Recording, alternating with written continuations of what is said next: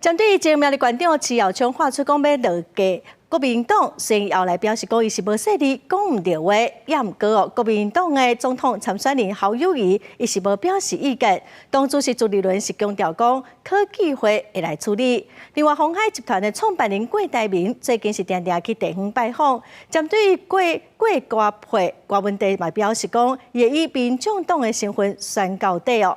另外，赖清德准备讲要去巴拉圭来访问，外交部嘛证实讲有摕到中国买其他国家的媒体拍算要来抹黑出访行程的证据。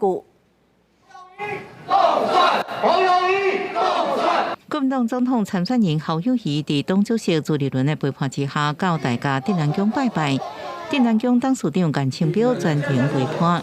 连续2天，路南台中扫街拜票，要拼地方整合。暗过70前苗栗县长徐耀昌发出落架国民党，说改喙讲是口误。对此，侯友宜也作出回应。目前党部在了解当中。朱立伦表示，科技会一定严正处理，也了解真相。最近动作真多，暗过无讲是不是要参选的鸿海创办人郭台铭，是到南门中继市场甲打商互动。对于郭瓜配的可能，郭文秀表示会用台湾民众党总统候选人的身份参选到底。最近我是没有跟他联络，既然我们已经走完程序了，所以柯文哲一定会以台湾民众党总统候选人的身份参选到底。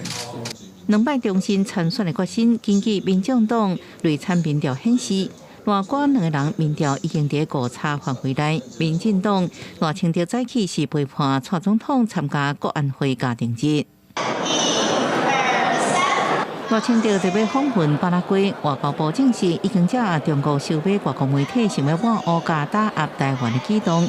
及时澄清各界不实的报道，也呼吁各界认清真相，唔通再只为中方圈套做着误导。记者综合报道。